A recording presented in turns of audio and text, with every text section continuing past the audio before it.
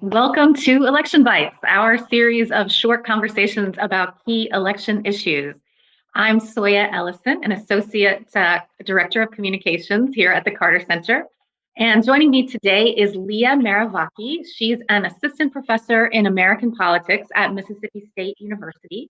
And she's also a member of our U.S. Election Expert Study Team. And today we're talking about voter registration. And can we start, Leah, by you just telling us how voter registration works in Georgia and if it's different than in other states? Happy to. So let me start by saying that voting is a two-step process. First, one has to register to vote in order to be able to cast a ballot on election day, except for North Dakota, where registration doesn't exist. So it can happen. Eligible voters have to apply to register. They submit an application either on paper or online. And also, federal law allows third-party groups to assist voters with their voter registration and submit it on their behalf. All of these applications are processed by local election officials for eligibility. For example, is the applicant a U.S. citizen? Is she a resident in the state and county where she tries to register to vote? Is the address that the applicant is using a real address? And is it a legal residence? Is the applicant convicted of any disenfranchising crimes?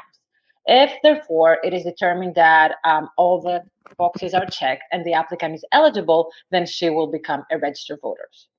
Election officials use specific pieces of information from voters to be able to match the records and verify their eligibility, especially their driver's license or social security number, or sometimes both. So if someone was to register her cats or dogs, they would not be able to do so and would in fact violate federal and state law. Georgia is among the almost 40 states as of now that offer online voter registration. Online registration is very convenient and it's error-free, meaning that it is very unlikely for a voter to omit important information before they submit their registration application, or include any errors in the names or typos that make it very hard for election officials to accurately enter the data when they process their applications. On the other hand, Georgia, like many other states, does not have election day registration, meaning that prospective voters have to submit their registration applications within 30 days of a general election in order to be able to vote. If they register after the deadline, and for the runoff it's today, December 7th, they will be registered voters, but when they show up on election day, they will not be able to vote because they will not be eligible to vote for that specific election. Okay, so I think this gets to the next question that I wanted to ask you, which is one of these concerns we've been hearing a lot about lately, which is the idea, can people move or pretend to move from California or from some other state into Georgia in order to vote in our runoff here? This is a great question and a cause for concern as it is circulated in the media. Let me start by saying that Americans are very mobile. So they move from one place to another very frequently. And for voter registration purposes, when one moves to a new place, they need to register to vote again. In other words, voter registration is not portable. In Georgia, someone has to be resident in order to qualify for voter registration. This means that one might own a home or is renting an apartment or just got a job in Georgia and is seeking for housing or has been present in the state for 30 or more days. To register to vote, especially online in Georgia, one has to use their state issued ID or driver's license. So if people are out fleeing in the states to register to vote so that they can participate in the runoff, they have a lot of hoops to go through, a lot of paperwork to submit in order to prove that their intention is to stay after they have moved. If they fail the residency requirements, they will not be processed and they will most likely be prosecuted for fraudulent voter registration. So don't do it. It's not worth it. and from what you just said, it's also too late for the runoff anyway, right? Because Absolutely. They would have had to have been 30 days in advance. Exactly. Okay, well, that's good to know. Let me go on to a different concern then. We sometimes hear about voter records that show more registered voters than there are actual people in the population, or that includes dead people, maybe even a pet. I don't know. Is there some merit to this claim? Like, what's going on with that? That's a great question, and it is a complex one. So I'll try to be as simple as I can with this and clear. So voter records are essentially lists of all registered voters. They include personal information such as address, date of birth, often the race and gender of the voter, their partisanship in states where partisanship is disclosed, like closed primaries, their driver's license number or the social security number, as well as their voter history. So it is important to note here for context that there is no national list of registered voters, meaning that every state operates and maintains their list separately. Now, it is a challenge to say and maintain a 100% error-free voter list because, as I said before, voters move a lot, and often they do not change their voter registration when they move to a new place. Voters die. Sometimes it takes some time for the new records to be updated and remove the dead voters. And this explains very accurately why sometimes voter lists seem inflated by having more registered voters than eligible voters in the population.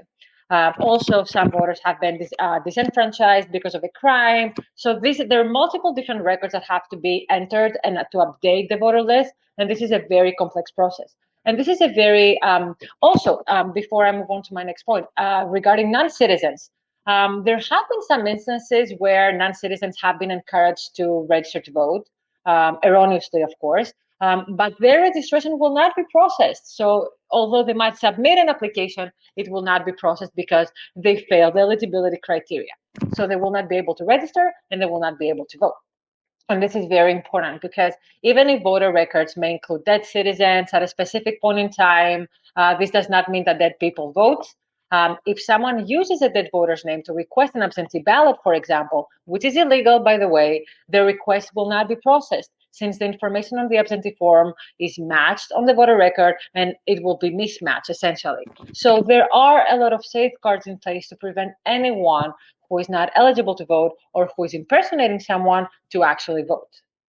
Okay, so it's not easy to do, in other words, and of course not legal.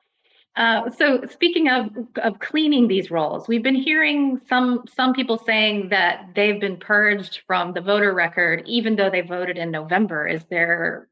Could that happen? Is that possible? So if that has happened, it means that election officials are violating both federal and state law. Federal law, the National Voter Registration Act, prohibits removing eligible voters from voter records 90 days prior to an election, including a runoff. So that would be illegal. It is possible that someone that checks their voter registration status online through my voter page, they might get an error saying, "Oh, we find no record of your registration." That doesn't necessarily mean that they have been removed or purged. It's a very charged word, but sometimes errors happen. Technology can fail us.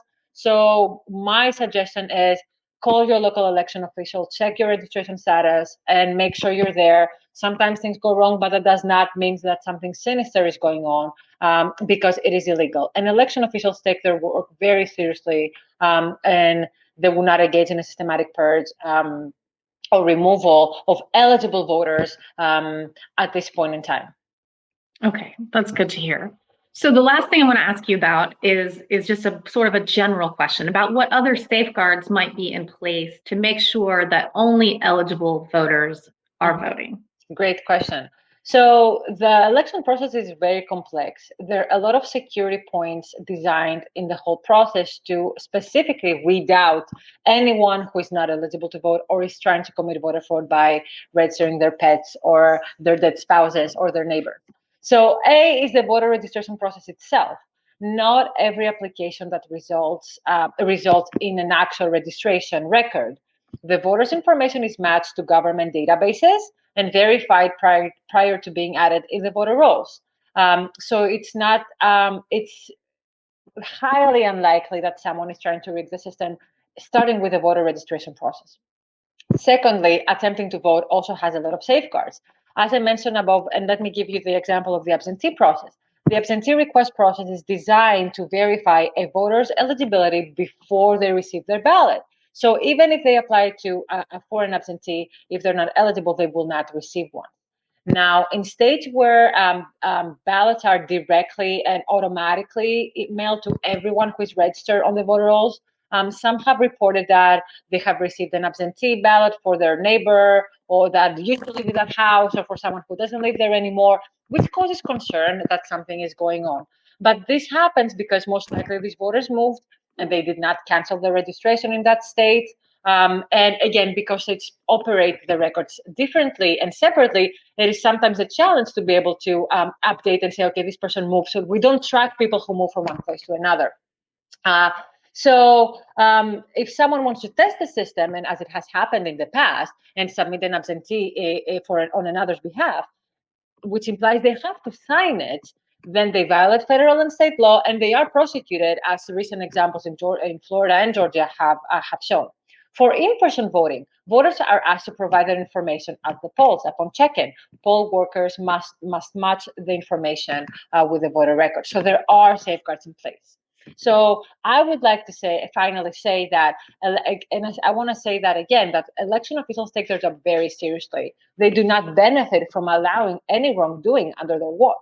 And also, as a non-citizen myself, I can attest that there is literally zero incentive for non-citizens to attempt to vote in U.S. elections, because we can face charges and we can get deported. And I don't think that non-citizens will really like to do that.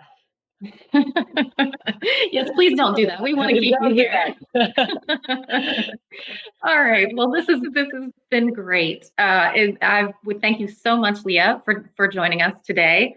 And thank you all who are with us. We will probably have more election bites coming in the future as we keep moving towards January 5th. So stay tuned. Thank you. Thank you.